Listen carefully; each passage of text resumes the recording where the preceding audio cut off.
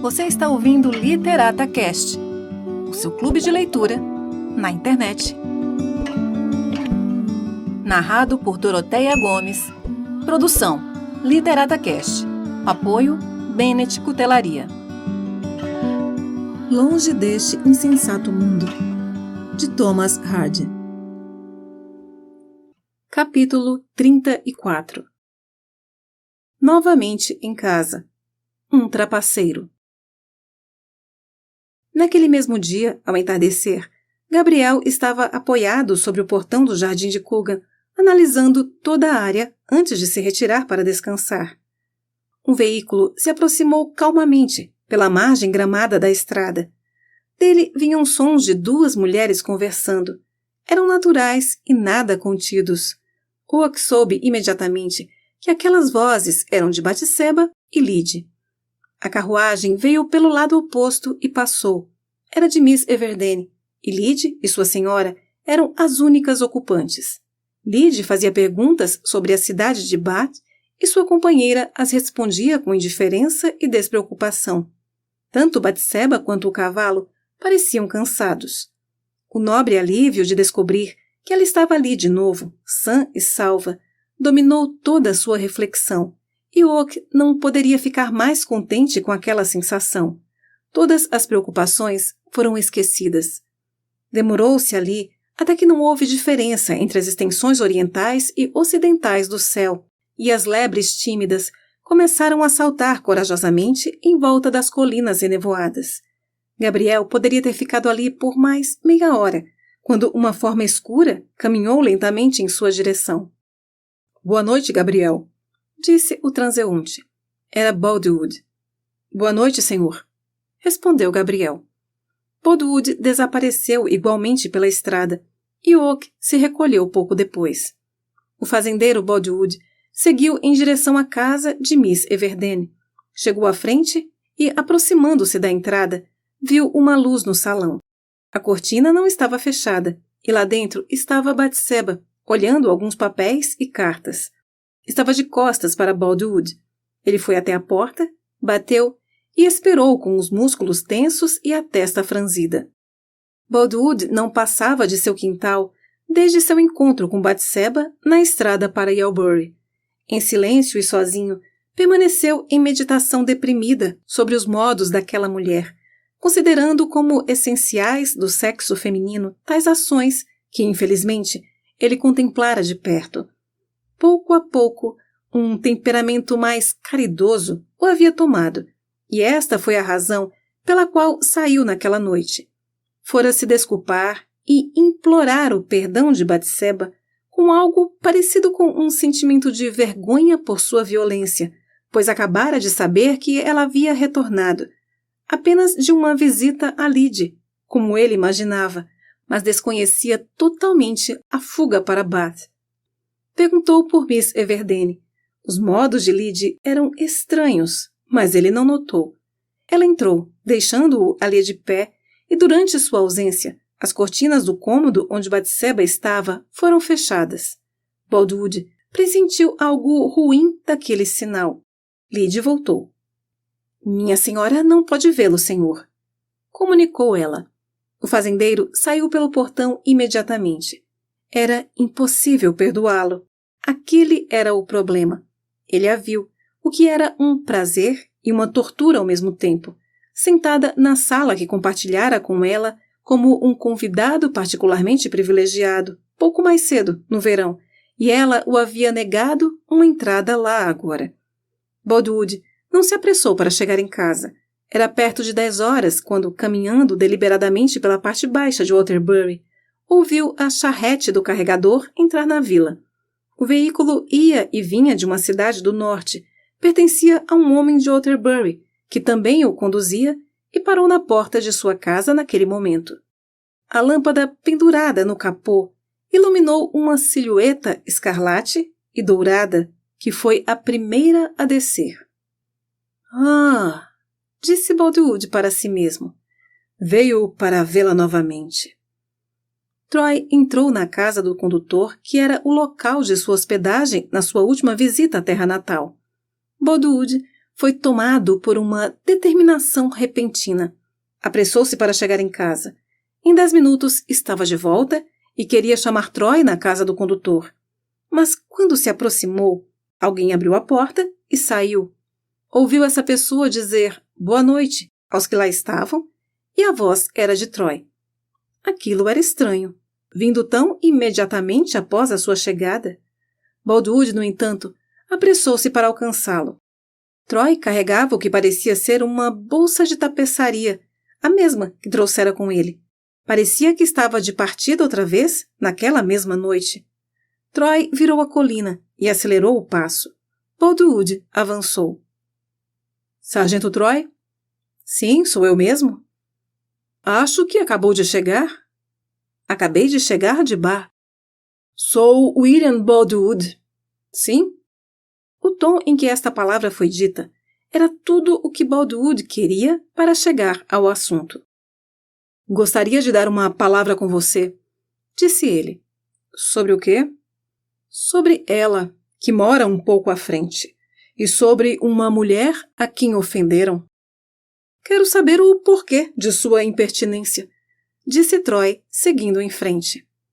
Agora olhe aqui, falou Boldywood, parado na frente dele. Queira ou não, terá uma conversa comigo. Troy ouviu a determinação triste na voz de Boldywood, olhou para sua estrutura robusta, em seguida para o bastão pesado que tinha na mão. Lembrou-se que passava das 10 horas. Aparentemente, valia a pena ser civilizado com Boldywood. Muito bem, ouvirei, com prazer, disse Troy, colocando sua bolsa no chão. Apenas fale baixo, pois podem nos ouvir na casa da fazenda. Muito bem. Sei a respeito de seu compromisso com Fanny Robin. Posso dizer também que acredito que sou a única pessoa na vila que sabe, com exceção de Gabrielle Oak. Deveria se casar com ela. Acho que deveria. De fato, gostaria, mas não posso. Por quê? Troy estava prestes a proferir algo às pressas, então se conteve e disse: Sou muito pobre. Sua voz mudou. Antes tinha um tom despreocupado. Agora era a voz de um trapaceiro. O humor de Boldywood naquele instante não era crítico o suficiente para notar os tons. Ele continuou. Posso também falar claramente. Entenda, não quero entrar nas questões do que é certo ou errado, na honra e na vergonha de uma mulher ou expressar qualquer opinião sobre a sua conduta. Pretendo fazer um acordo com você. Compreendo, disse Troy. Vamos nos sentar aqui? O tronco de uma árvore velha estava sob a cerca do lado oposto, e ali se sentaram. Eu estava prestes a me casar com Miss Everdene, declarou Boldywood. Mas você chegou e... Não estavam noivos, corrigiu Troy. Era como se estivéssemos. Se eu não tivesse aparecido, ela poderia ter se tornado sua noiva. Ela seria. Certo, então. Se não tivesse vindo, eu certamente, sim, certamente, teria sido aceito a esta altura. Se você não a tivesse conhecido, poderia ter se casado com Fanny. Bem, não há muita diferença entre a situação de Miss Everdene e sua própria neste flerte com ela que nunca o beneficiará terminando em casamento. Então, tudo o que eu peço é que não a incomode mais. Case-se com Fanny. Farei valer a pena. Como fará isso? Pagarei-lhe bem. Estipularei um valor sobre ela e garantirei que não será pobre no futuro. Explicarei claramente. Batseba está apenas brincando com você. É pobre demais para ela, como já disse. Por isso desista de desperdiçar seu tempo num grande jogo que nunca o servirá no futuro. Pegue sua mala, dê meia volta, deixe Waterbury agora, esta noite, e leve 50 libras com você.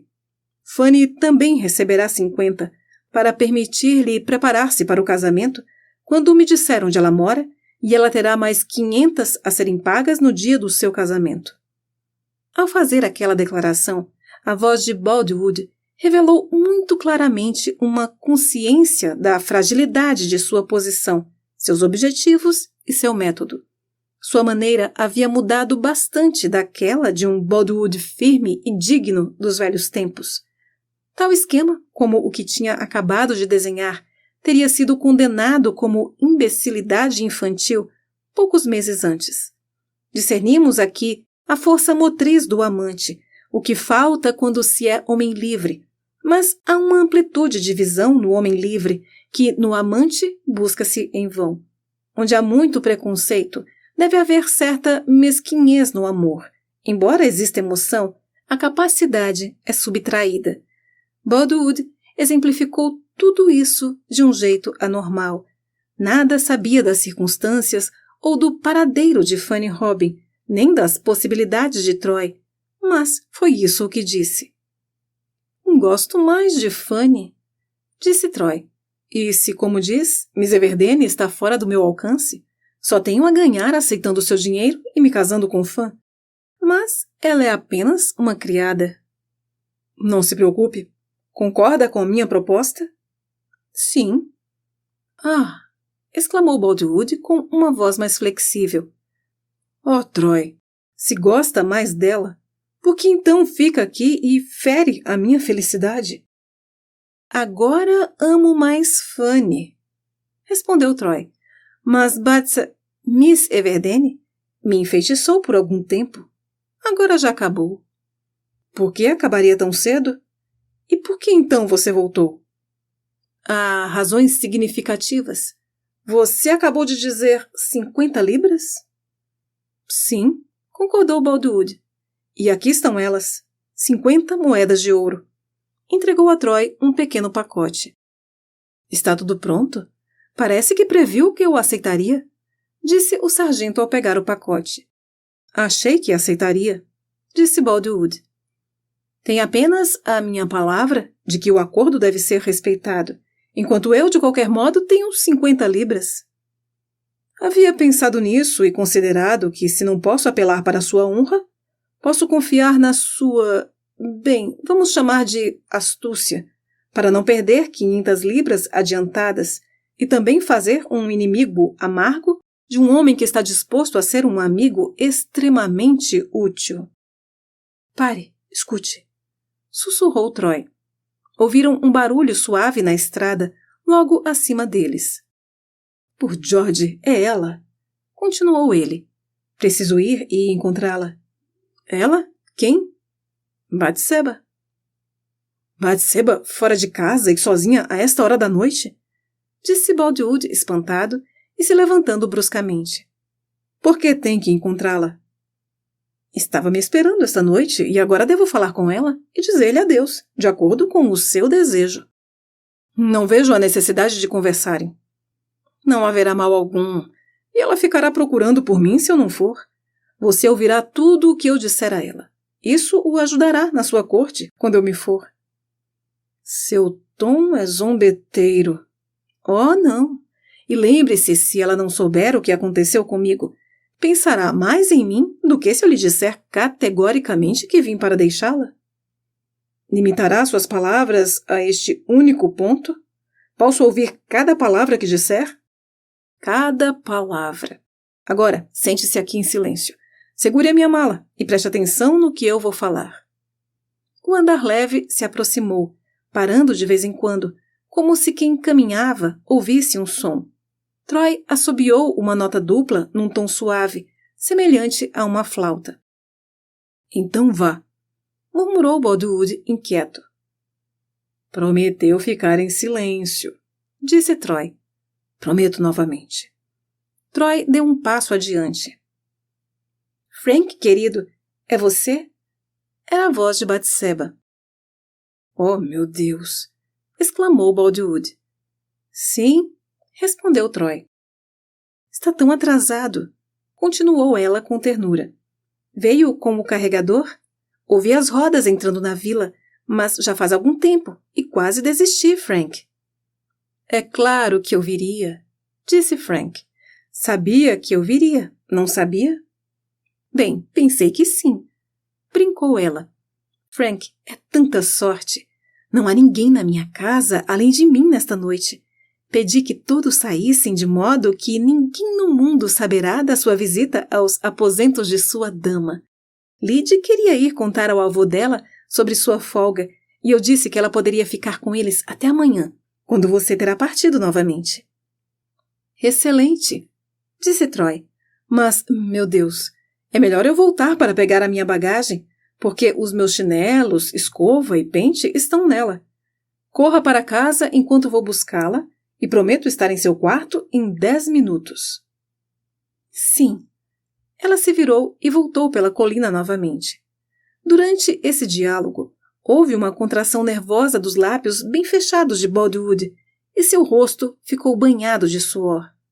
Ele então começou a avançar no sentido de Troy. Troy virou-se para ele e pegou sua mala. Devo dizer a ela que vim para deixá-la e que não poderei me casar com ela? Ironizou o soldado. Não, espere um pouco. Quero dizer-lhe mais algumas coisas. Disse Boldwood num sussurro rouco. Agora vê meu dilema? Disse Troy. Talvez eu seja um homem mau, vítima de meus impulsos, levando a fazer o que não deveria. Não posso, no entanto, me casar com as duas. E tenho 2 razões para escolher Fanny. Em primeiro lugar, gosto mais dela. E segundo, você a fez valer mais para mim. No mesmo instante, Boldwood saltou sobre ele e segurou-o pelo pescoço. Troy sentiu o aperto de Boldwood ficar lentamente mais intenso. O movimento era absolutamente inesperado. Um momento, engasgou ele.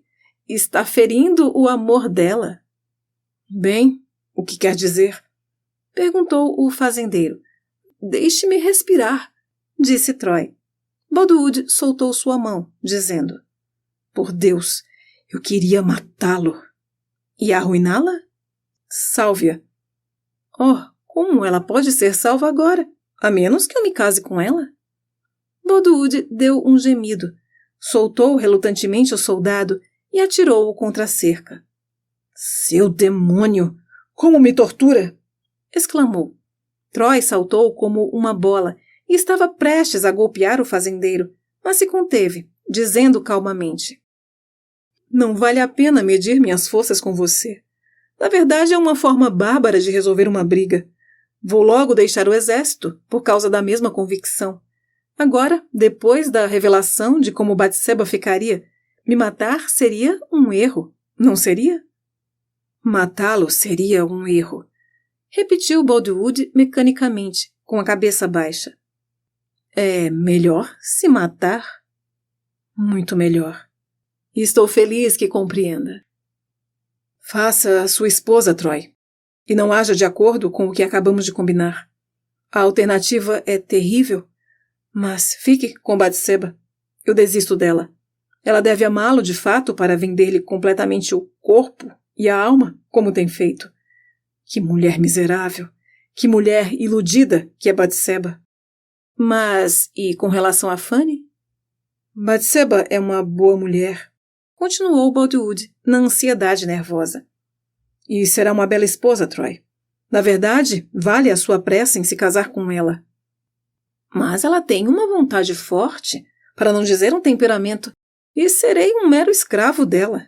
Faria qualquer coisa pela pobre Fanny Robin. Troy, implorou Boldwood, farei qualquer coisa por você. Só não abandone-a. Rogo que não a abandone, Troy. Qual delas? A pobre Fanny? Não, Batseba Everdene. Ame-a mais. Ame-a apaixonadamente. Como poderei fazer que veja como será vantajoso que a proteja de uma vez? Não desejo protegê-la de qualquer maneira nova. O braço de Boldwood moveu-se espasmodicamente contra a pessoa de Troy novamente. Ele reprimiu o instinto e sua fisionomia mudou como se sentisse dor. Troy continuou. Logo comprarei a minha despensa. E então? Mas eu gostaria que apressasse esse casamento. Será melhor para ambos. Vocês se amam e deve deixar-me ajudá-lo a fazer isso. Como? Ora, através do pagamento de 500 libras por Batseba em vez de Fanny, para que possam se casar. Ela não receberia isso de mim. Eu o pagarei no dia do casamento. Troy fez uma expressão de espanto, em segredo, com a obsessão de Boldwood. Disse descuidadamente. E terei alguma coisa agora? Sim, se quiser, mas não tenho muito dinheiro extra comigo. Não esperava por isso, mas tudo o que tenho é seu. Boldwood, mais como um sonâmbulo que como um homem alerta, tirou o grande saco de lona que carregava como uma bolsa e procurou. Tenho somente 21 libras comigo, disse ele. 2 notas e uma moeda de ouro. Mas, antes de deixá-lo, deve assinar um documento. Pague meu dinheiro e vamos direto para o salão dela para fazer qualquer acordo que queira para garantir a minha conformidade com os seus desejos. No entanto, ela não deve saber nada desse assunto de dinheiro. Não, nada, disse Boldwood apressadamente. Aqui está a quantia, e se vier até minha casa, vamos escrever o acordo para o restante, assim como as condições. Primeiro vamos visitá-la. Mas por quê? Venha comigo esta noite e amanhã iremos ao juiz. Mas ela deve ser consultada, pelo menos informada. Muito bem, vá em frente. Subiram a colina para a casa de Batseba. Quando estavam na entrada, Troy disse, espere aqui um momento. Abrindo a porta, ele deslizou para dentro, deixando-a entreaberta. Boldwood esperou. 2 minutos depois, apareceu uma luz na passagem. Boldwood então viu que a corrente havia sido presa do outro lado da porta. Troy apareceu do lado de dentro, carregando um candelabro de quarto. Achou que eu invadiria? Desdenhou Boldwood. Oh, não. É apenas o meu capricho para garantir as coisas. Pode ler isto um instante? Vou segurar a luz. Troy entregou um jornal dobrado pela fresta, entre a porta e o batente, e colocou a vela perto.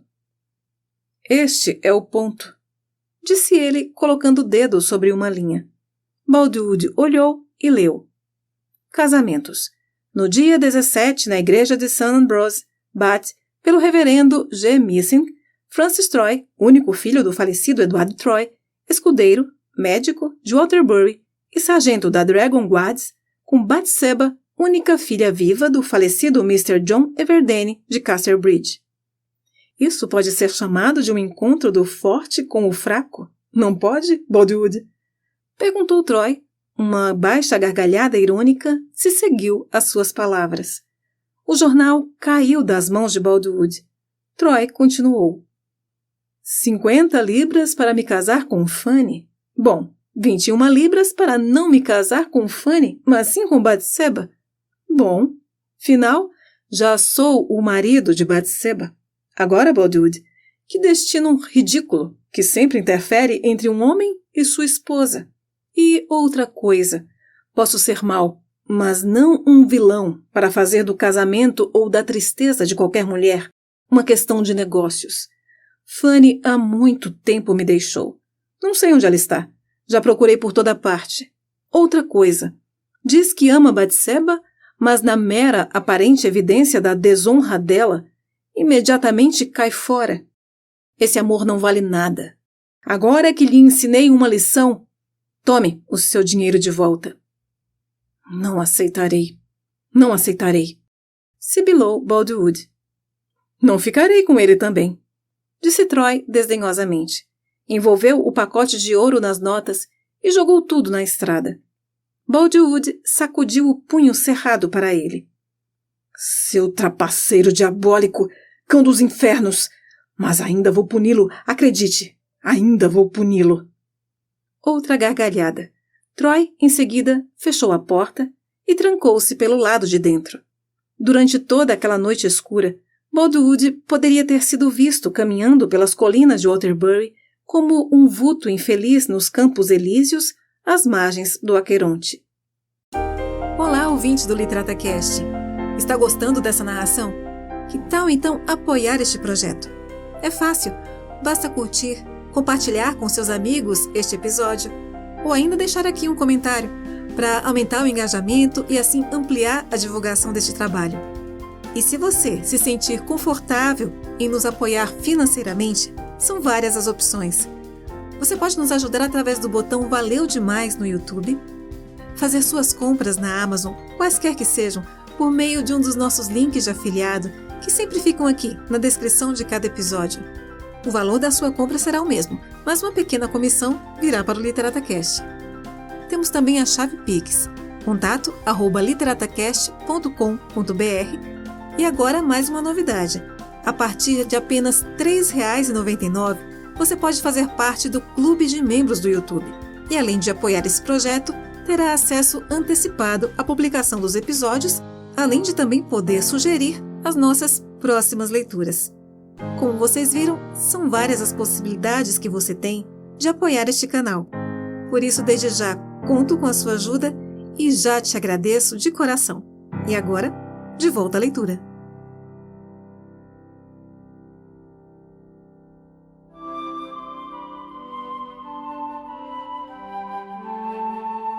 Capítulo 35. Numa janela no andar de cima. Era muito cedo no dia seguinte, momento do sol e do orvalho. Os inícios confusos de canções de muitos pássaros se espalhavam pelo ar saudável e o pálido azul do céu foi aqui e ali revestido com teias finas de nuvens incorpóreas que não tinham efeito algum para obscurecer o dia. Todas as luzes na cena eram amareladas e todas as sombras eram tênues como vultos. As plantas rasteiras em torno da antiga mansão estavam curvadas com linhas de gotas pesadas de água, que tinham sobre os objetos por trás delas o efeito de lentes de aumento de alta potência. Pouco antes de o relógio marcar 5 horas, Gabriel Oak e Coogan atravessaram a vila e foram juntos para os campos. Mal viram a casa de sua patroa quando Oak imaginou ter visto uma das janelas do segundo andar se abrir.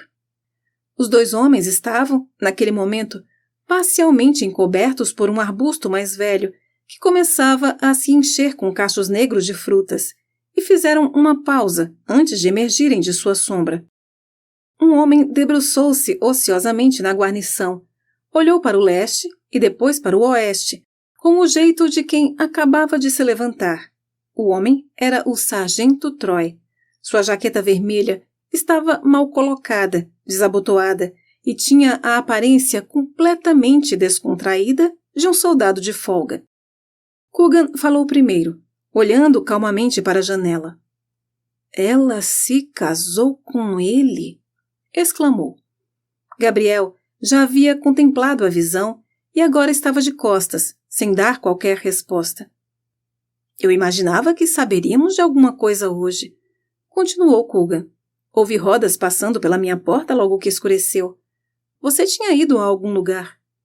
Procurou ao redor por Gabriel. "Deus do céu, Oak, como o seu rosto está branco. Parece um cadáver." "Pareço?" perguntou Oak com um sorriso fraco.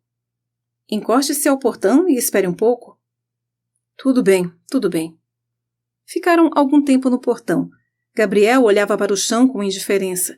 Sua mente acelerou para o futuro, no qual via, encenado em anos de lazer, as cenas de arrependimento que resultariam daquele ato apressado. Que estavam casados, ele concluíra imediatamente. Por que foi conduzido tão misteriosamente? Sabia-se que ela fez uma viagem horrível a Bath devido ao erro de cálculo da distância, que houve um acidente com o cavalo e que levou mais do que 2 dias para chegar lá. Não era o costume de Batseba fazer as coisas às escondidas. Com todos os seus defeitos, era a sinceridade em pessoa. Poderia ter caído numa armadilha? A união não foi apenas um sofrimento indizível para ele.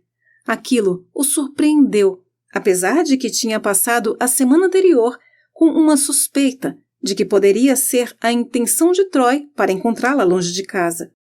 Seu retorno tranquilo com Lydie tinha, até certo ponto, dispersado seu pavor. Assim como o movimento imperceptível, que se parece com a calma, é infinitamente dividido em suas propriedades da própria calma, assim, Sua esperança era indistinguível do desespero, diferente do desespero real. Em poucos minutos, eles caminharam novamente para casa. O sargento ainda olhava pela janela. — Bom dia, camaradas! Gritou ele com uma voz alegre quando chegaram. Coogan respondeu ao cumprimento. — Não vai responder para o homem? Ele então disse a Gabriel. — Eu diria bom dia, que não precisa de significado alegre, e ainda assim seria educado com um homem.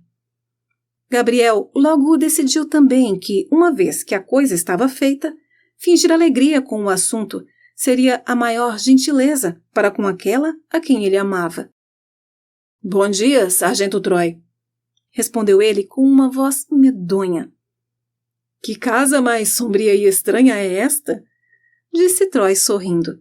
— Ora, eles podem não estar casados? Sugeriu Coogan. Talvez ela não esteja lá. Gabriel sacudiu a cabeça.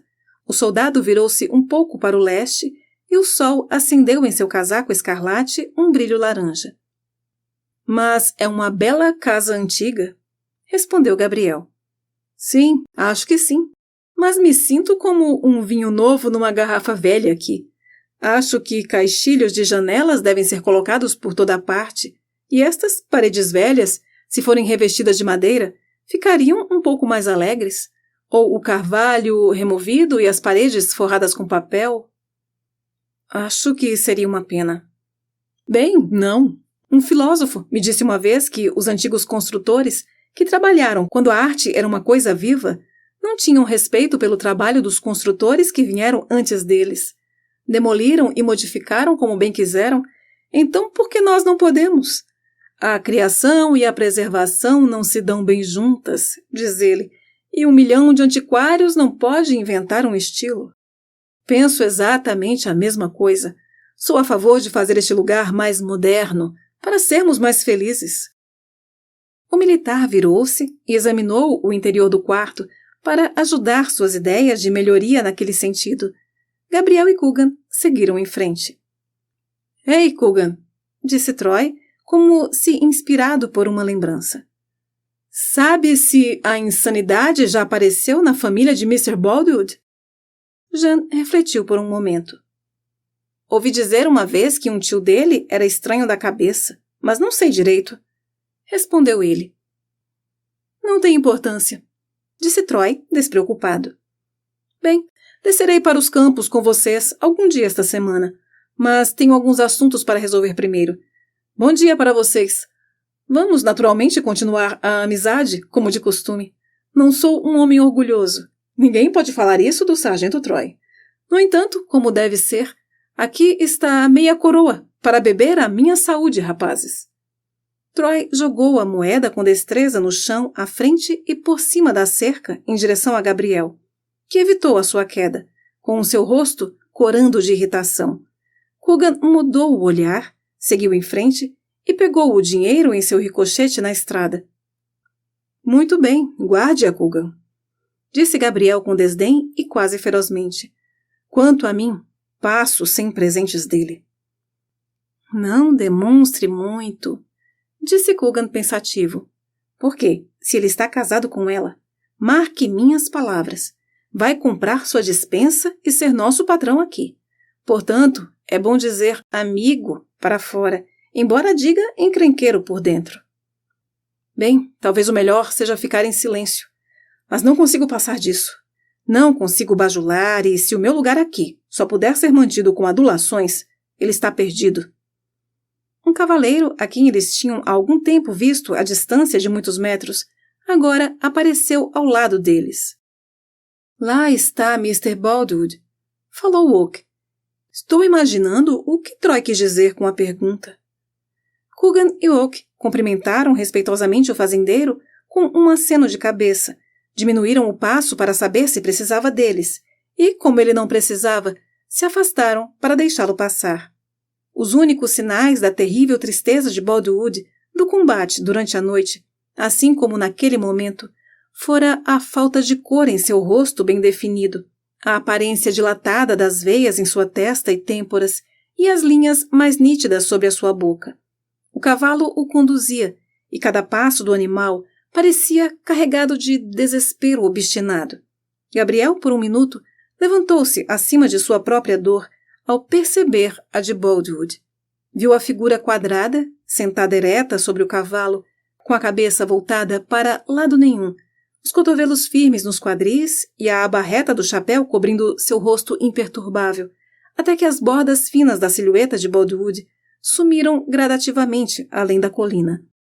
Para alguém que conhecia o homem e sua história, havia algo mais impressionante nesta imobilidade do que num colapso.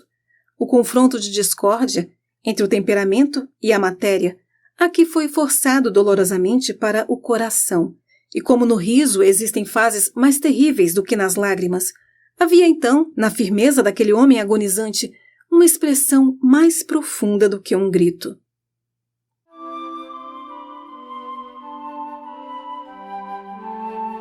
Capítulo 36. A riqueza em perigo. A festa. Uma noite, no final de agosto, quando as experiências de Batseba como uma mulher casada ainda eram novas e quando o tempo ainda estava seco e abafado, um homem estava imóvel no curral de Waterbury Upper Farm, olhando para a lua e o céu. A noite tinha um aspecto sinistro. Uma brisa quente do sul agitava lentamente os topos de objetos altos e no céu, traços de nuvens flutuantes navegavam num curso em ângulo reto com os de outro estrato, nenhum deles na direção da brisa abaixo. A lua, como pode ser vista através dessas névoas, tinha um aspecto metálico lúgubre. Os campos estavam amarelados com a luz impura e tudo estava tingido de preto e branco, como se visto através de um vitral. Na mesma noite, as ovelhas tinham seguido de volta para casa, o comportamento das gralhas estava confuso e os cavalos andavam com timidez e cautela. O trovão era iminente e, levando algumas aparências secundárias em consideração, era provável que as chuvas prolongadas, que marcam o fim da estação seca, estivessem chegando. Antes de 12 horas, a atmosfera da colheita estaria no passado. Oak olhou com desconfiança para 8 fardos nus e desprotegidos, enormes e pesados, com a rica produção de metade da fazenda para aquele ano. Foi para o celeiro. Aquela foi a noite que o sargento Troy havia escolhido, dominando agora a sala de sua esposa, para dar a ceia e o baile da colheita.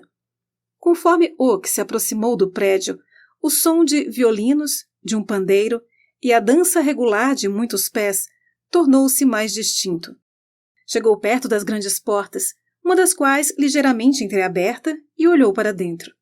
O espaço central, juntamente com o recuo numa extremidade, foi esvaziado de tudo que pudesse atrapalhar a área, que abrangia cerca de 2/3 do local, e era, portanto, apropriado para a reunião.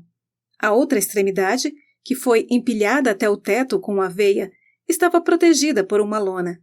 Ramos e guirlandas de folhagem verde decoravam as paredes, vigas e lustres improvisados. E imediatamente em frente a Oak, uma tribuna havia sido erguida, com uma mesa e cadeiras. Ali estavam sentados 3 violinistas, e ao lado deles estava um homem frenético com seus cabelos em pé, suor escorrendo pelo rosto e um pandeiro tremendo na mão. A dança terminou, e sobre o piso de carvalho preto, ao centro, formou-se uma nova fila de casais para outra. "Agora, madame, por favor, qual dança que gostaria em seguida?" perguntou o primeiro músico. "Realmente não faz diferença", disse a voz clara de Batseba, que estava na extremidade interna do edifício, observando a cena de trás de uma mesa coberta com copos e iguarias. Troy estava preguiçosamente ao lado dela. "Então", disse o violinista, "me aventuro a afirmar que a mais certa e adequada é The Soldier's Joy, por haver um soldado galante casado na fazenda. Certo, meus filhos e todos os senhores?" "Que seja The Soldier's Joy", exclamou um coro. "Obrigado pelo elogio", agradeceu o sargento alegremente, pegando Batseba pela mão e levando-a para a parte principal da dança. "Embora tenha comprado a minha dispensa do regimento da cavalaria da 11ª Dragon Guards de Sua Majestade, o Clemente, para atender às novas funções que me esperavam aqui, Continuarei sendo um soldado em espírito e sentimento enquanto eu viver. Assim, a dança começou. Quanto ao mérito de The Soldier's Joy, não poderia haver e nunca haveria duas opiniões. Observava-se nos círculos musicais de Waterbury e sua proximidade que esta melodia, no final de 3/4 de hora de passos ensurdecedores, ainda possuía propriedades mais estimulantes para calcanhares e dedos do que a maioria das outras danças na sua introdução. A canção The Soldier's Joy tem também um charme adicional em ser tão admiravelmente adaptada ao pandeiro mencionado, um instrumento inofensivo nas mãos de um artista que entende as contrações, espasmos e as danças de São Vito adequadas, e os frenesis temerosos necessários ao exibir seus tons em sua mais alta perfeição. A melodia imortal terminou, uma canção agradável, tocada na viola de gamba, com a sonoridade de um canhoneio, e Gabriel não atrasou mais a sua entrada. Evitou Batseba e ficou o mais perto possível do terraço, onde o sargento Troy agora estava sentado, bebendo conhaque e água, embora os outros todos, sem exceção, tomassem cidra e cerveja.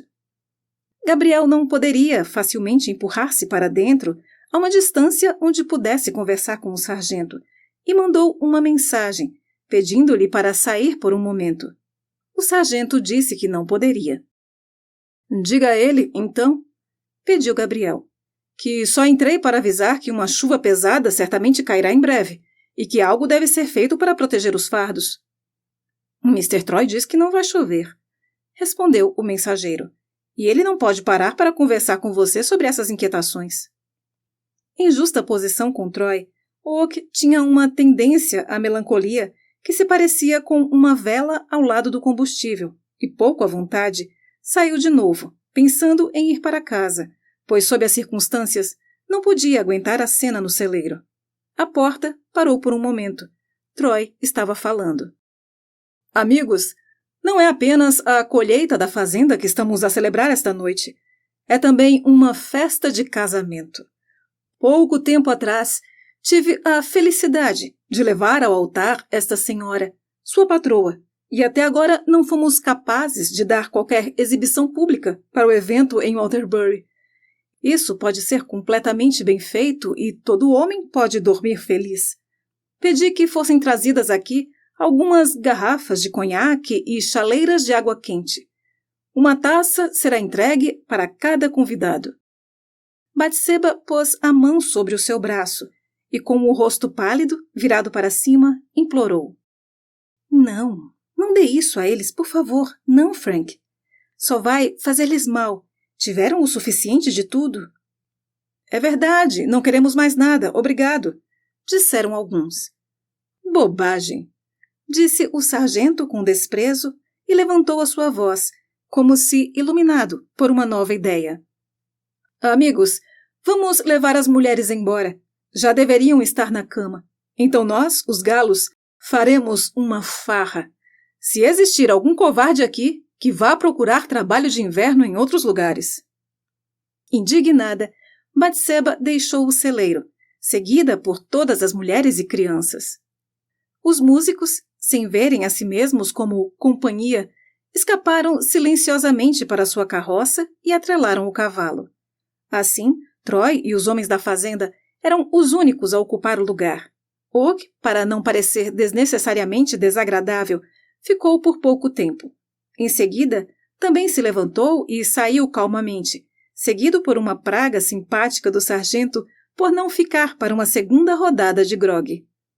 Gabriel seguiu em direção à sua casa. Ao aproximar-se da porta, seu dedo do pé chutou algo que parecia macio, de couro e inchado como uma luva de boxe. Era um grande sapo, passando humildemente pelo caminho. Oak pegou-o, pensando que poderia ser melhor matar a criatura para salvá-la da dor. No entanto, ao descobrir que estava ileso, colocou-o novamente entre a grama. Sabia o que aquela mensagem direta da grande mãe significava. E logo veio outra. Quando acendeu uma luz dentro de casa, apareceu sobre a mesa um traço fino e brilhante, como se uma pincelada de verniz houvesse sido levemente aplicada ao longo dela. Os olhos de Oak seguiram o brilho de serpentina até o outro lado, que levou a uma enorme lesma de jardim marrom, que veio para dentro de casa naquela noite por razões próprias. Era a segunda forma da natureza de insinuar-lhe que estava preparando-se para o mau tempo. Oak sentou-se a meditar por quase 1 hora. Durante esse tempo, 2 aranhas pretas, do tipo comum em casas de palha, que passeavam no teto, caíram no chão. Aquilo lembrou-lhe que, se houvesse um tipo de manifestação sobre este assunto que ele compreendia completamente, era o instinto das ovelhas. Saiu da sala, correu por 2 ou 3 campos até o rebanho, ficou em cima de uma sebe e olhou para elas. Estavam reunidas no outro lado, em torno de alguns arbustos de tojo, e a primeira peculiaridade observável foi que quando a cabeça de Oak apareceu subitamente sobre a cerca, elas não se mexeram ou fugiram.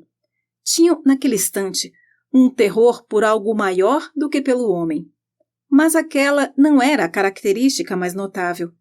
Todas se juntaram de tal maneira que suas caudas, sem uma única exceção, estavam na direção da parte do horizonte, por onde a tempestade ameaçava. Havia um círculo interno, amontoado, e por fora outros mais afastados. O padrão formado pelo rebanho como um todo, como uma gola de renda Van Dyck, a qual o grupo do tojo estava na posição do pescoço.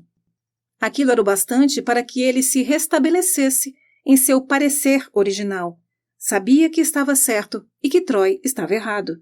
Cada voz da natureza foi unânime em evidenciar a mudança. Mas 2 traduções distintas se ligavam a essas expressões mudas. Aparentemente, não era para ser uma tempestade, mas uma chuva contínua e fria. Os seres rastejantes parecem saber tudo sobre a chuva, mas um pouco de trovoada intercalada, enquanto as ovelhas sabiam tudo sobre a trovoada e nada da chuva. Por ser uma complicação incomum de climas, era ainda mais temida. Oak retornou para as pilhas de feno. Tudo estava silencioso ali, e as pontas cônicas dos fardos projetavam-se escuras no céu. Havia 5 fardos de trigo e 3 pilhas de cevada naquela área. O trigo, quando debulhado, renderia em média cerca de 30 quartos para cada pilha. A cevada, pelo menos 40. Como a preocupação era com Batseba, e de fato com mais ninguém, Oak mentalmente estimou pelo seguinte cálculo simples. 5 vezes 30 igual 150 quartos, que é igual a 500 libras. 3 vezes 40 igual a 120 quartos, é igual a 250 libras. 500 libras mais 250 libras, total 750 libras. 750 libras, na forma mais perfeita que esse dinheiro poderia ser estragado. O alimento necessário para o homem e os animais. Deveria expor-se ao risco de deterioração dessa quantidade de milho para menos de metade do seu valor por causa da instabilidade de uma mulher? Nunca, se eu puder impedir, exclamou Gabriel. Tal foi o argumento que Oak definiu a si mesmo. Mas o homem, até para si mesmo, é um palimpsesto, tendo uma escrita ostensiva e outra nas entrelinhas. É possível que houvesse essa lenda dourada sobre a útil "ajudarei a mulher que tanto amo até meu último esforço". Voltou para o celeiro para procurar ajuda para a cobertura dos fardos naquela mesma noite. Tudo estava silencioso lá dentro, e ele teria se deixado levar pela crença de que a festa havia terminado, por não ter nenhuma luz fraca, amarela como o açafrão, em contraste com a brancura esverdeada do exterior, que passava através do buraco de uma fechadura nas portas dobráveis. Gabriel olhou para dentro. Uma imagem incomum atingiu seu olho. As velas suspensas entre as sempre-vivas haviam queimado até suas bases, e algumas folhas amarradas sobre elas se queimaram. Muitas das luzes tinham se apagado, outras eram só fumaça e cheiravam mal, com cera caindo delas no chão. Ali, embaixo da mesa, e inclinando-se contra as formas e cadeiras em todas as atitudes possíveis, exceto a perpendicular, estavam todos os miseráveis trabalhadores, com seus cabelos tão baixos que mais pareciam esfregões e vassouras. Em meio a eles brilhava a vermelha e distinta figura do sargento Troy, recostado numa cadeira. Coogan estava deitado de costas, com a boca aberta, roncando assim como vários outros. As respirações da reunião horizontal formavam um rugido subjugado, como Londres à distância. Joseph Poorgrass estava enrolado como um ouriço, aparentemente em tentativas de deixar a menor parte possível da sua superfície para o ar. Atrás dele estava vagamente visível uma remanescência sem importância de William Smallbury. Os copos e as taças ainda estavam sobre a mesa, assim como uma jarra de água derrubada, a partir da qual um pequeno córrego, depois de traçar o seu curso com admirável precisão para baixo do centro da longa mesa, caía no pescoço do inconsciente Mark Clark, num constante e monótono gotejamento, como o de uma estalactite numa caverna. Gabriel olhou desesperadamente para o grupo, que, com uma ou duas exceções, era composto de todos os homens de boa forma física da fazenda. Percebeu imediatamente que se os fardos precisassem ser salvos naquela noite, ou mesmo na manhã seguinte, teria que salvá-los com suas próprias mãos. Um fraco tilintar ressoou por debaixo do colete de Coogan. Era o seu relógio, marcando 2 horas. Oak foi até o encurvado Matthew Moon, que normalmente se responsabilizava pela cobertura do lugar, e sacudiu-o. Não teve efeito algum. Gabriel gritou em seu ouvido. — Onde está o seu martelo, as varas e as barras da proteção dos fardos? — Debaixo das escoras, respondeu Moon mecanicamente, com a presteza inconsciente de um médium. Gabriel soltou sua cabeça, que caiu no chão como uma tigela. Foi então até o marido de Susan Toll. — Onde está a chave do granário? Não houve resposta. A pergunta foi repetida com o mesmo resultado. Gritar com ele à noite não era novidade, evidentemente para o marido de Susan Toll do que para Matthew Moon. Oak pôs a cabeça de Toll para o canto novamente e virou-se. Honestamente, os homens não eram tão culpados por aquele fim de noite doloroso e desmoralizante. O sargento Troy insistira com tanta energia, com o copo na mão, que a bebida devia ser o vínculo da sua união, que aqueles que desejassem recusar seriam grosseiros demais sob as circunstâncias. Por não serem acostumados desde a juventude com quaisquer bebidas mais fortes do que a cidra ou a cerveja leve, não era de admirar que tivessem sucumbido, todos eles, com uniformidade extraordinária, após o decurso de cerca de 1 hora. Gabriel estava muito deprimido. Aquela orgia era de mau agouro com sua patroa inteligente e fascinante, a quem aquele homem fiel, mesmo agora, sentia dentro dele como a personificação de tudo o que era doce, brilhante e sem esperança. Apagou as velas que expiravam para que o celeiro não fosse exposto ao perigo. Fechou a porta, com os homens em seu sono profundo e esquecido, e saiu outra vez na noite solitária. Uma brisa quente, como se vinda dos lábios entreabertos de algum dragão, a ponto de engolir o mundo, soprava do sul, enquanto do norte subia um corpo disforme e sombrio de uma nuvem nos próprios dentes do vento. Então, ela estranhamente se levantou como se pudesse ser erguida por máquinas. Enquanto isso, as pequenas nuvens tênues tinham voado de volta para o lado sudeste do céu, como se temessem a grande nuvem, tal qual uma jovem ninhada olhava para um monstro. Ao ir para a vila, Oak atirou uma pequena pedra contra a janela do quarto de Laban Toll, esperando que Susan a abrisse, mas ninguém se mexeu. Deu a volta para a porta de trás, que havia sido deixada destrancada para que Laban entrasse, e parou ao pé da escada. — Mrs. Toll, vim buscar a chave do granário para pegar as lonas dos fardos, disse Oak com a voz altíssima. — É você? Perguntou Miss Susan Toll, meio acordada. — Sim, respondeu Gabriel. — Venha para a cama, seu bandido. Acordando alguém assim? — Não é Laban, é Gabriel Oak. Quero a chave do granário. — Gabriel? Meu Deus do céu, está fingindo ser Laban? — Não, pensei que você soubesse. Estava sim. O que quer aqui? A chave do granário. Leve-a, então. Está no prego. As pessoas que vêm perturbar mulheres a esta hora da noite deviam... Gabriel pegou a chave sem esperar para ouvir a conclusão do discurso. 10 minutos mais tarde, sua figura solitária pôde ser vista arrastando 4 revestimentos à prova de água de grandes dimensões através do quintal, e logo 2 dos tesouros em grãos foram cobertos com 2 lonas para cada um. 200 libras estavam garantidas. 3 pilhas de trigo estavam descobertas, mas não havia mais panos. Oak procurou sob as escoras e encontrou um rastelo. Montou a 3ª pilha de riqueza e começou a trabalhar, usando o plano de declive das roldanas superiores um sobre o outro. E, além disso, enchendo os interstícios com o material de alguns feixes que não estavam amarrados. Até então, tudo estava bem. Com aquele artifício apressado, o trigo da propriedade de Batseba estava seguro por 1 semana ou 2, desde que não houvesse muito vento. Em seguida veio a cevada. Só foi possível proteger com coberturas sistemáticas. O tempo estava passando e a lua desapareceu para não reaparecer.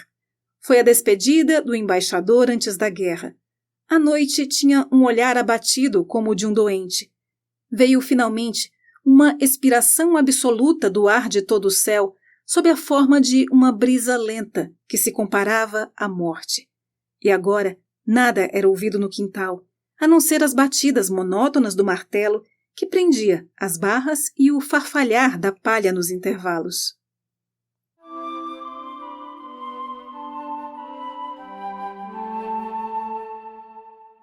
Capítulo 37.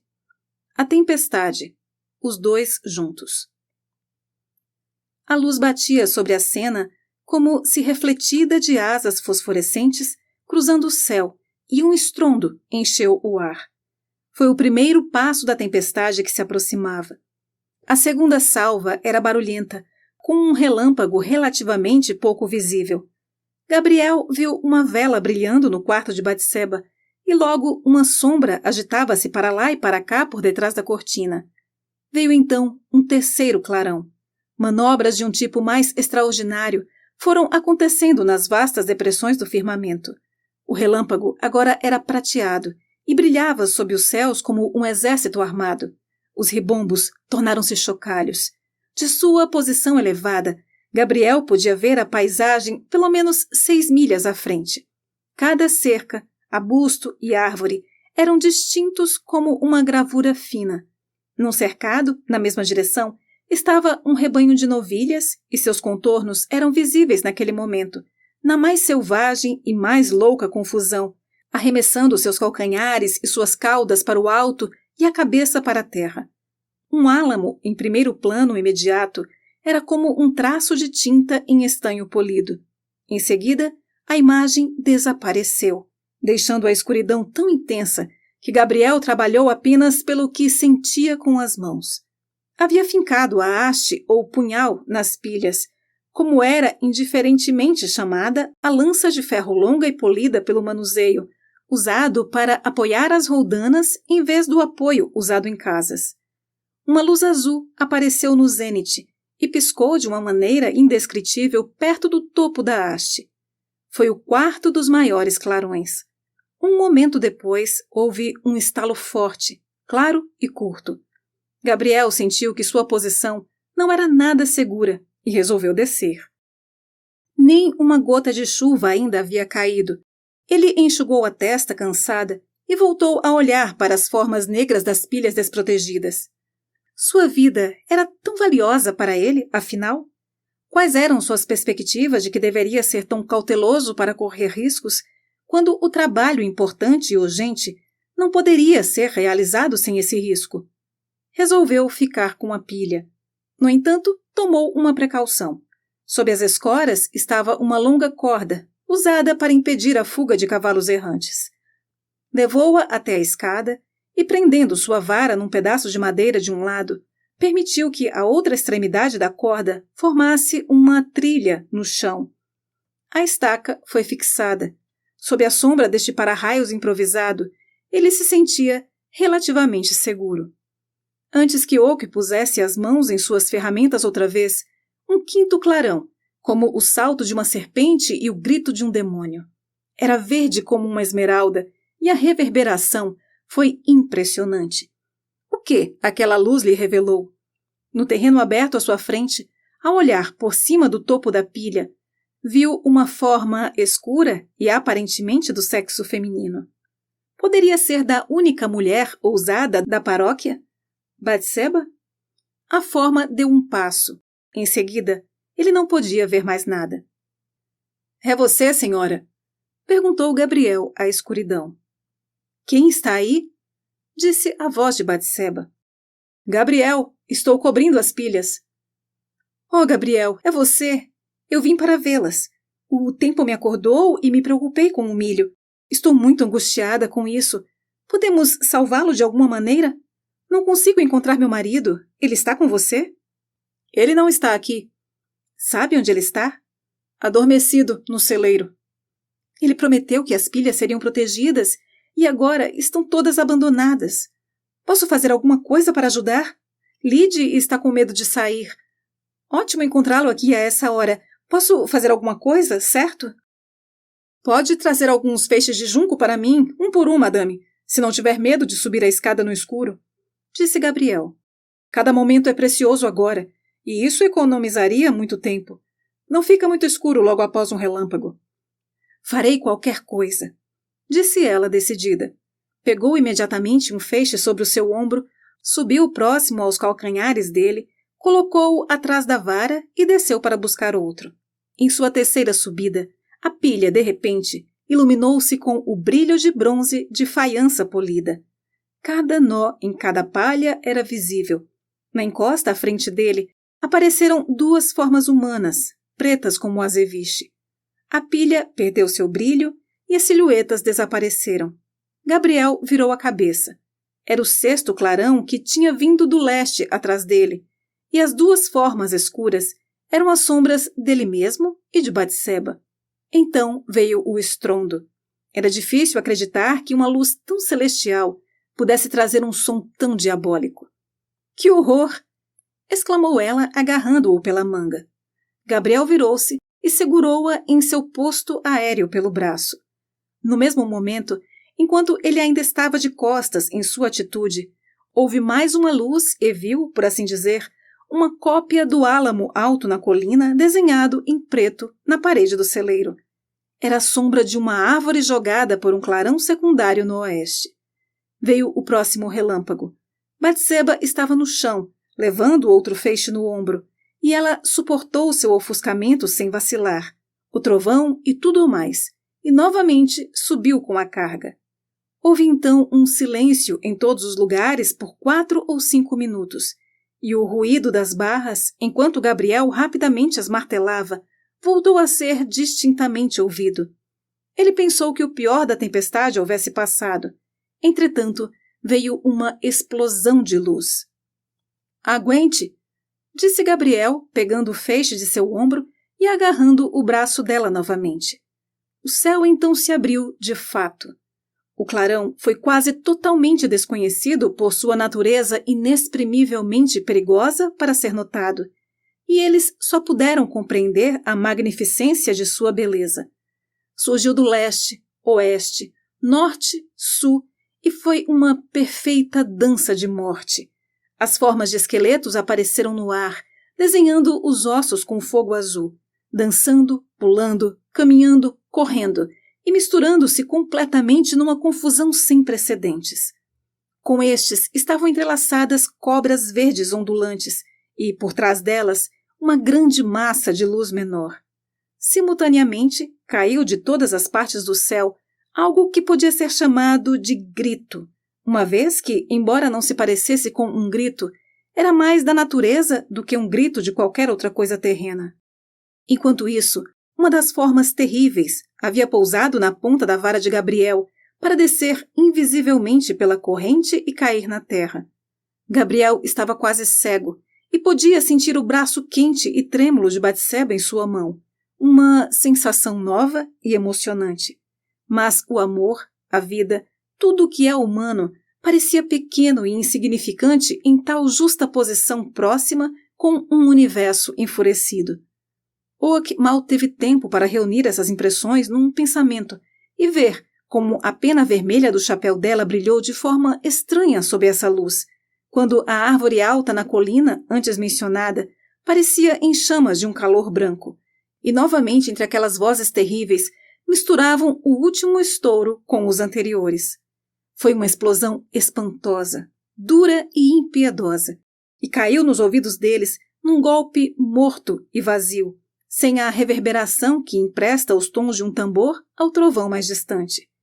Pelo brilho refletido de todas as partes da terra e do amplo arco acima dele, viu que a árvore foi cortada de cima a baixo por todo o comprimento do seu tronco alto, em linha reta, e uma enorme tira da casca foi visivelmente arrancada. A outra parte permaneceu ereta e revelou a superfície nua como uma faixa de cor branca na frente. O raio havia caído na árvore. Um cheiro sulfuroso encheu o ar. Então tudo ficou em silêncio e negro como uma caverna em Hinnom. Escapamos por pouco, disse Gabriel apressadamente. É melhor você descer. Batseba não disse nada, mas ele pôde ouvir claramente o ritmo da respiração ofegante dela e o farfalhar recorrente do feixe ao lado dela, em resposta às suas pulsações assustadas. Ela desceu a escada e ele, pensando melhor, a seguiu. A escuridão era agora impenetrável pela visão mais nítida. Ambos estavam parados na parte inferior, lado a lado. Batseba parecia pensar apenas no tempo. Oak só pensava nela naquele momento. Por fim, ele disse: Agora parece que a tempestade passou. Também acho, concordou Batseba. Embora ainda haja milhares de relâmpagos, veja. O céu estava agora preenchido com uma luz constante, a repetição frequente fundindo-se em completa continuidade, como ininterruptos resultados sonoros dos golpes sucessivos de um gongo. Nada de grave, observou ele. Não consigo entender por que a chuva não cai, mas graças a Deus é o melhor para nós. Agora vou subir de novo. Gabriel, você é melhor do que mereço. Vou ficar e ajudá-lo ainda. Oh, por que alguns dos outros não estão aqui? Eles estariam aqui, se pudessem, disse Oak, hesitante. Oh, eu sei de tudo. Tudo, disse ela, acrescentando lentamente. Estão todos dormindo no celeiro, um sono de embriaguez com o meu marido entre eles. É isso mesmo, não é? Não pense que sou uma mulher tímida que não pode suportar as coisas. Não, tenho certeza, falou Gabriel. Vou ver. Ele foi até o celeiro, deixando-a sozinha. Olhou pelas frestas da porta. Tudo estava em total escuridão, como ele havia deixado, e ainda se seguia, como no anteriormente, o zumbido constante de muitos roncos. Sentiu uma brisa passando sobre sua face e se virou. Era a respiração de Batseba, que o seguiu e estava olhando pela mesma fenda. Ele esforçou-se para adiar o assunto imediato e doloroso de seus pensamentos, comentando gentilmente. Se voltar, senhora, e ajudar um pouco mais, economizaria muito tempo. Então Oak voltou novamente, subiu ao topo, desceu a escada para uma maior expedição e foi até a cobertura. Ela o seguiu, mas sem um feixe. Gabriel, disse ela numa voz estranha e impressionante. Oak olhou para ela. Não falava desde que ele deixou o celeiro. O brilho suave e contínuo do relâmpago morrendo mostrou um rosto de mármore contra o céu negro do lado oposto. Batseba estava sentada quase no topo da pilha, com os pés descansando no topo da escada. Pois não, senhora, disse ele. Suponho que pensou que quando fui para Bat, naquela noite, tinha o propósito de me casar. No final, sim, mas não no início. Ele respondeu, um tanto surpreso, com a brusquidão com que o novo assunto foi abordado. E os outros também pensavam assim? Sim. E você me culpa por isso? Bem, um pouco. Foi o que pensei. Agora me preocupo um pouco para a sua boa opinião. E quero explicar algo desde que voltei. E você me olhava tão preocupado. Se eu estivesse para morrer, e posso morrer logo, seria terrível se sempre tivessem uma impressão errada de mim. Agora, ouça. Gabriel parou com seu barulho. Fui para Bath naquela noite, na total intenção de romper meu noivado com Mr. Troy. Foi devido às circunstâncias que ocorreram depois que cheguei lá que nos casamos. Agora, você entende a questão sob uma nova luz? Sim, um pouco. Preciso dizer mais agora que comecei. E talvez não faça mal nenhum. Você certamente não tem a mínima ilusão de que eu alguma vez o amei, ou que eu possa ter qualquer objeção em falar, mais do que já o tenho mencionado. Bem, eu estava sozinha numa cidade estranha, e o cavalo estava coxo, e não sabia o que fazer. Vi, quando já era tarde demais, que o escândalo podia apoderar-se de mim por encontrá-lo só dessa maneira. Mas eu vim embora quando, de repente, ele disse que viu naquele dia uma mulher mais bonita do que eu, e que sua constância não poderia ser considerada a não ser que, de uma vez por todas, eu me tornasse sua. Fiquei aflita e confusa. Ela limpou a voz e esperou um momento como se tomasse fôlego. E então, entre o ciúme e a loucura, me casei com ele. Sussurrou com impetuosidade desesperada. Gabriel não respondeu. Ele não teve culpa, pois era perfeitamente verdade sobre ver outra pessoa. Ela rapidamente acrescentou. E agora, não quero uma única observação sua sobre o assunto. Na verdade, eu o proíbo. Só queria que soubesse deste pequeno mal-entendido da minha história antes que nunca pudesse saber dela. Quer mais alguns feixes? Ela desceu a escada e o trabalho continuou. Gabriel logo percebeu um langor nos movimentos de sua patroa, para cima e para baixo, e disse a ela, gentilmente como uma mãe. Acho que é melhor você ir para dentro de casa agora. Está cansada. Eu posso terminar o resto sozinho. Se o vento não mudar, é provável que a chuva não venha. Se sou inútil, irei, disse Batseba com sinais de cansaço. Mas, e se perder sua vida? Você não é inútil, mas preferia não cansá-la mais tempo. Esteve muito bem. E você, melhor. Agradeceu ela. Obrigada por sua devoção. 1000 vezes, Gabriel. Boa noite. Sei que está fazendo o seu melhor por mim. Ela diminuiu na penumbra e desapareceu. E ele ouviu o trinco do portão cair assim que ela passou. Ele trabalhou num devaneio, meditando sobre sua história e sobre a contradição daquele coração feminino que a fez conversar mais calorosamente com ele nesta noite do que nunca tinha feito enquanto estava solteira e livre para falar calorosamente como fez. Sua meditação foi perturbada por um rangido na cocheira. Era o catavento no telhado girando, e esta mudança no vento foi o sinal de uma chuva desastrosa.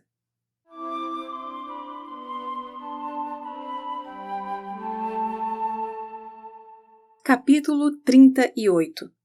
A chuva. Um solitário encontra o outro. Eram 5 horas e a aurora estava prometendo romper em tons pardos e cinza. O ar mudou sua temperatura e agitou-se mais vigorosamente. Brisas frescas evoluíram em redemoinhos transparentes em volta do rosto de Oak. O vento mudou ainda 1 ponto ou 2 e soprou mais forte. Em 10 minutos, cada vento do céu parecia estar em trajeto indefinido.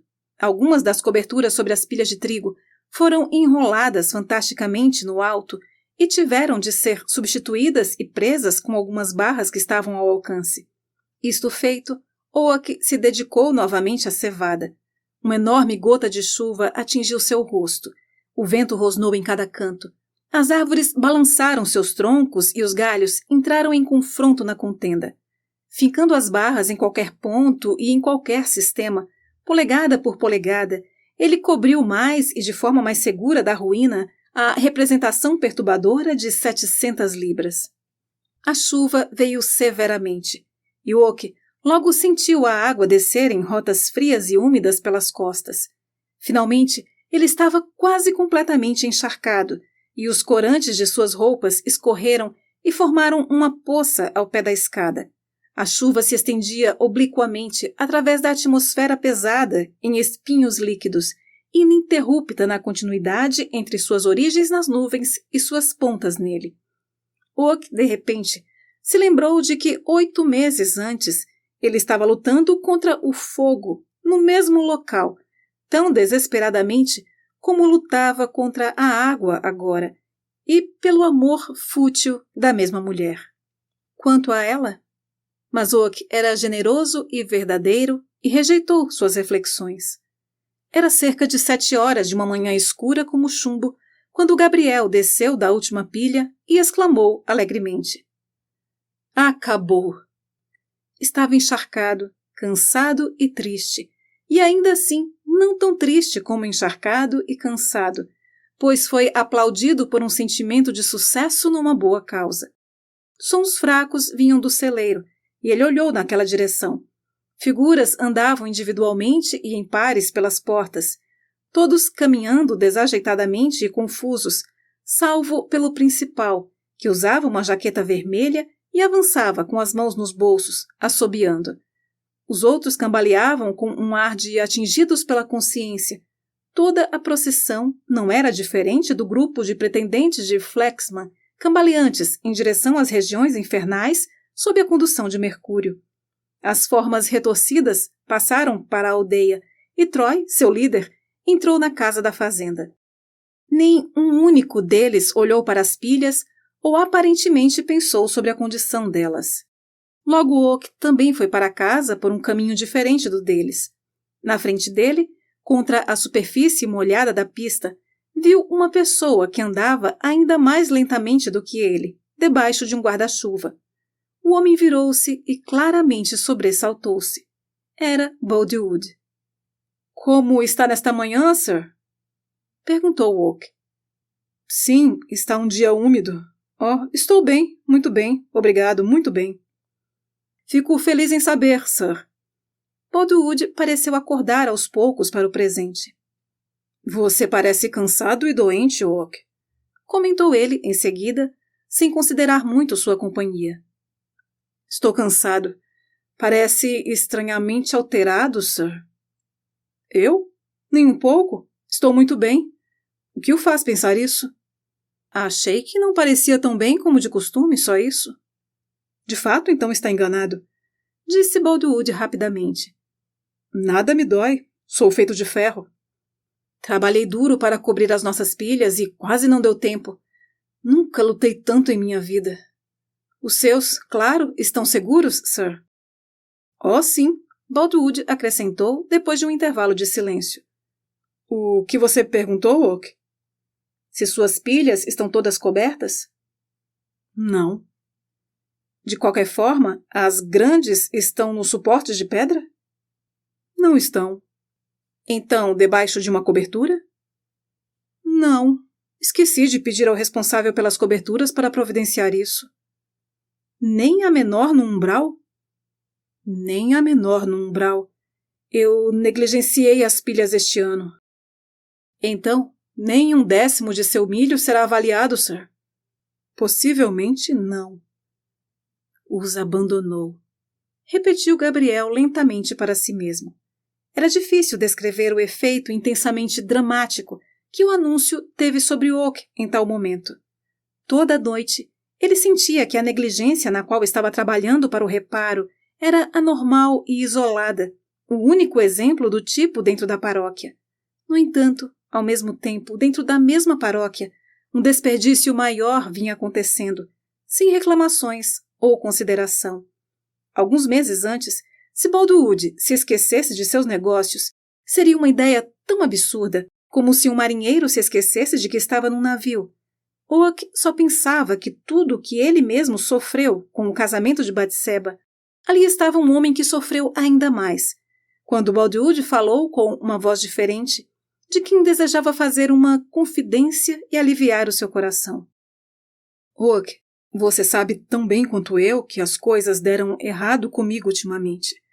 Minha vida se resolveria um pouco, mas de alguma forma, o meu plano deu em nada."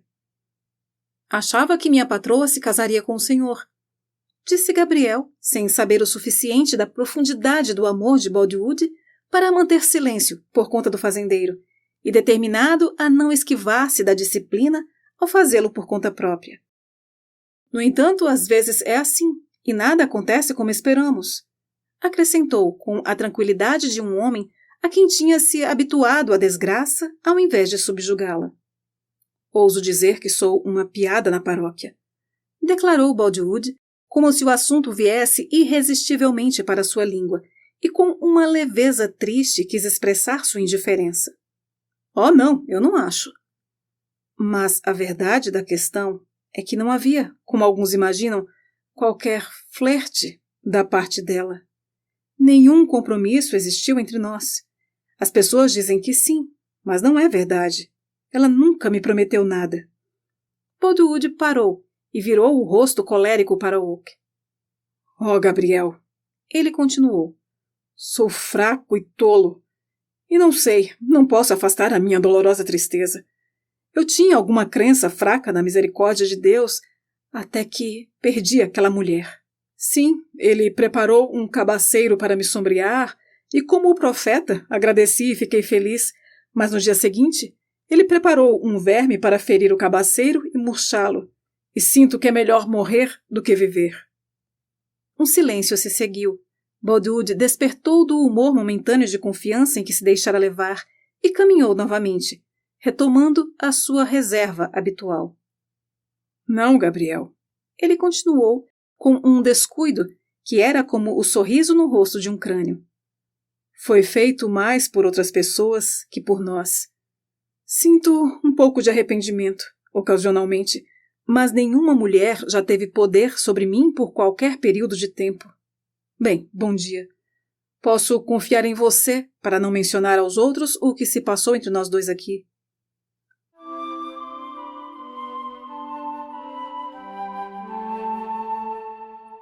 Capítulo 39. Voltando para casa. Um grito. Na rodovia entre Casterbridge e Weatherbury, cerca de 3 milhas do antigo lugar, ficava Yalbury Hill, uma daquelas longas subidas íngremes que permeiam as estradas dessa parte ondulada de South Wessex. Ao retornar do mercado, era comum para os agricultores e outras classes parar na base e subir a pé. Num sábado à noite, no mês de outubro, o veículo de Batseba subia exatamente este declive. Ela estava sentada com indiferença no segundo assento, enquanto, caminhando ao seu lado, em roupas de fazendeiro de corte elegante e incomum, um jovem ereto e robusto. Embora a pé, ele segurava as rédeas em um chicote e ocasionalmente lançava golpes leves destinados à orelha do cavalo com a ponta do chicote como um divertimento. Este homem era seu marido, antes o sargento Troy, que depois de ter comprado a sua despensa com o dinheiro de Batseba, foi transformando-se gradualmente num agricultor de uma escola animada e muito moderna. As pessoas de ideias inalteráveis ainda insistiam em chamá-lo de sargento quando o encontravam, que em algum grau era devido ao bigode bem cuidado que conservava de seus dias militares e pela postura inseparável de forma e da formação militar. Sim, se não fosse por essa chuva miserável, eu teria ganho 200 libras tão facilmente só de ficar olhando, dizia ele. Você não vê que tudo mudou?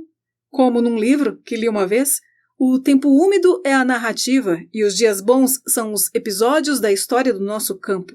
Não é verdade? Mas é a época do ano para tempo instável. Bem, sim. O fato é que essas corridas do outono são a ruína de todos. Nunca vi um dia assim. Era um lugar aberto, selvagem, fora de Budmouth, e um mar escuro se agitava perto de nós como tristeza líquida. O vento e a chuva, meu Deus! A escuridão? Ora, tão negra quanto o meu chapéu antes que a última corrida viesse. Foram 5 horas, e você não podia ver os cavalos até que eles estivessem quase dentro, sem falar nas cores. O chão era tão pesado como chumbo, e todo o julgamento, pela experiência de um colega, servia de nada. Cavalos, cavaleiros, pessoas, foram todos soprados como navios no mar. 3 cabines foram levadas pelo vento, e as pobres pessoas dentro arrastaram-se para fora sobre suas mãos e joelhos. E no próximo campo eram como uma dúzia de chapéus de uma só vez. Pimpernel costumava agir rápido, e a cerca de 60 jardas, e quando eu vi Policy chegar, fez meu coração bater contra as minhas costelas, eu lhe garanto, meu amor. E você quer dizer, Frank? Disse Batseba tristemente. Sua voz estava dolorosamente reduzida da plenitude e vivacidade do verão anterior. Que você perdeu mais de 100 libras num mês nestas corridas de cavalo terríveis? Oh, Frank, é cruel. É tolo você tirar o meu dinheiro. Teremos que deixar a fazenda. Será o fim de tudo. Engana-se sobre ser cruel. Agora, outra vez, vai começar a chorar. Você é exatamente assim. Mas vai me prometer não ir para a segunda sessão em Budmouth, não vai? Implorou ela. Batseba estava mergulhada em lágrimas, mas manteve o olhar seco. Não sei por que eu deveria. Na verdade, se for um belo dia, eu estava pensando em levá-la. Nunca, nunca. Vou 100 milhas por outro caminho primeiro. Odeio o som da própria palavra. Mas o problema de ver a corrida ou ficar em casa tem muito pouco a ver com o assunto.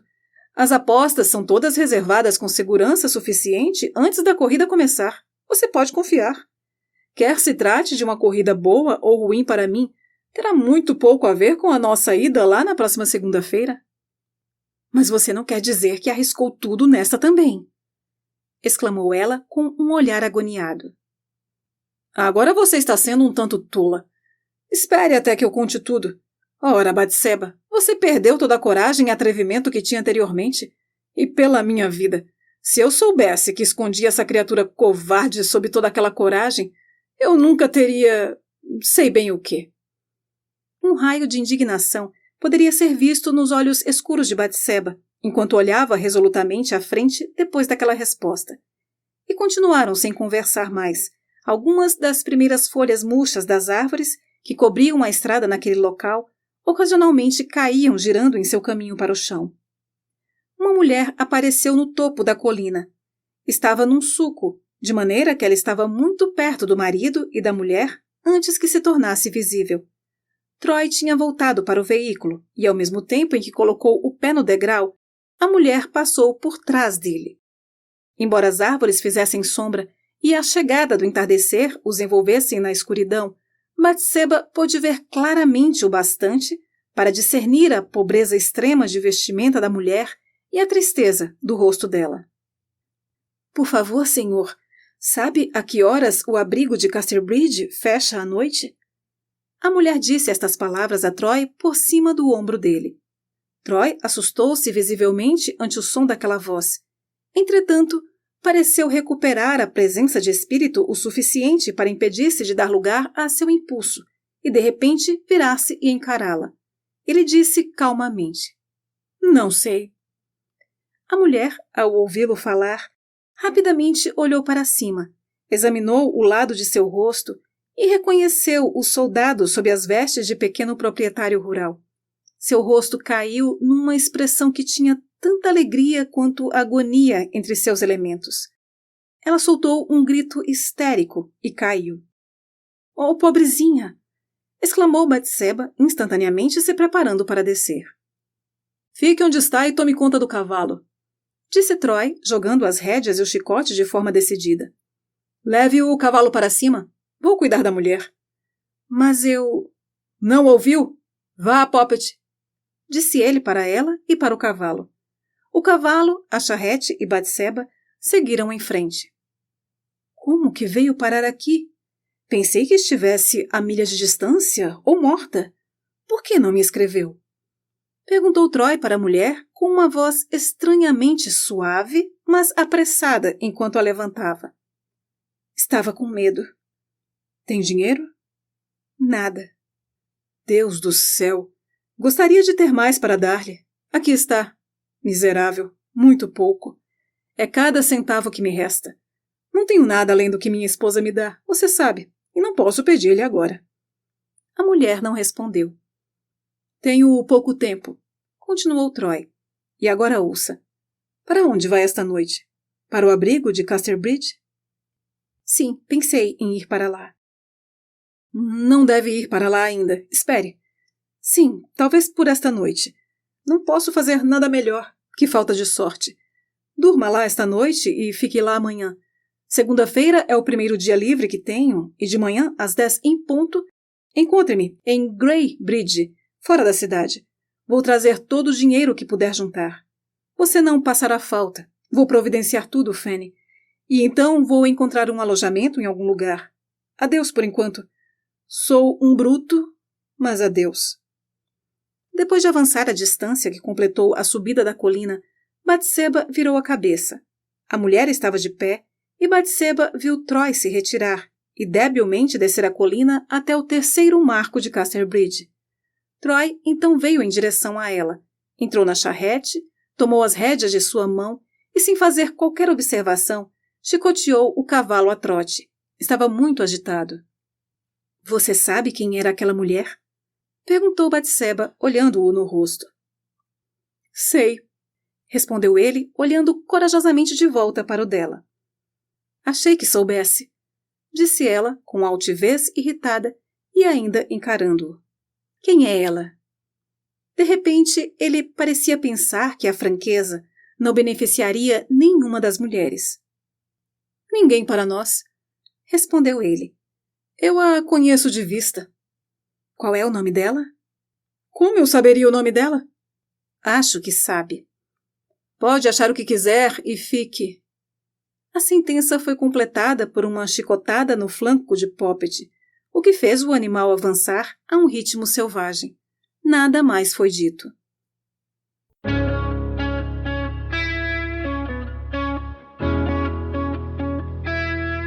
Você acabou de ouvir mais um episódio do Literata Cast. Apoio Bennett Cutelaria.